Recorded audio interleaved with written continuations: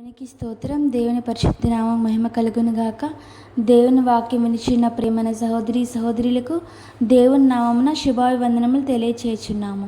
ఈరోజు వేకుమన్న మార్చి 9వ తారీఖుది వింతైన అప్పగింత. నేను దోచుకొనని దానిని నేను ఇచ్చుకొనవలసి వచ్చెను, తాను తీసుకొనని దానిని తిరిగి ఇచ్చివేయుటే నిజమైన క్రైస్తవుని ఆత్మీయ ఉన్నది. ఇది వినుటకు ఎంత వింతగా తోచుచున్నది కదా.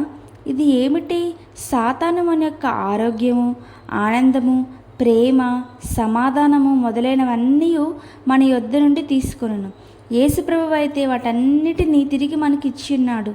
మనకు అప్పగింపబడిన సేవ ఇదే. ఒకవేళ ఎవరైనా నిన్ను ద్వేషించినచో అపవాది ఆ వ్యక్తి యొద్ద నుండి ప్రేమను తీసివేసి కొనుటయే దానికి కారణం. నిశ్చయముగా ఆ వ్యక్తి చాలా దౌర్భాగ్యుడుగా ఉండును. అప్పుడు నీవేమి చేయవలను? నీవు నిజముగా ఒక దేవుని బిడ్డవైన ఎడల అతడిని మిక్కిలి విశేషమైన రీతిలో ప్రేమించడం ద్వారా అతడు కోల్పోయిన ప్రేమను అతడు తిరిగి పొందినట్లు నువ్వు చేదువు.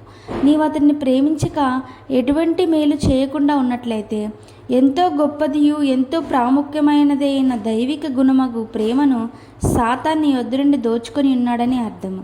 కాగా విశ్వాసము, నిరీక్షణ, ప్రేమ ఈ మూడును నిలిచును. వీటిలో శ్రేష్టమైనది ప్రేమయే. లక్షలాది ప్రజల నుండి సాతాను ప్రేమను తీసివేసి ఉన్నాడు. వారు నిజమైన ప్రేమ దొరకక పస్తులుంటున్నారు. వారిలో నుండి సాతాను తీసివేసినది లోకము ఇవ్వలేనిదే ఉన్న దైవిక ప్రేమను, క్షమించు ప్రేమను మనం వారికి మరలా ఇచ్చేదముగాక. ఇంకను కుటుంబంలో నుండి, ప్రజల్లో నుండి, గృహములలో నుండి సమాధానం తొలగించుటకు సాతాను తీవ్రంగా క్రియచే ప్రయత్నంలో ఉన్నాడు. కాబట్టి మనం ఇక ఈ మీదట ఎచ్చటికి వెళ్ళినను అచ్చట సమాధానమును తిరిగి అనుగ్రహించు వారముగా ఉండదమా?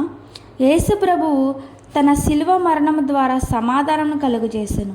మనము మన సొంత కోరికలు, స్వలాపేక్ష మొదలగు వాటిని త్యాగం చేయటం ద్వారా సమాధానపరచువారమై ఉండవాలని ఆయన కోరుచున్నారు.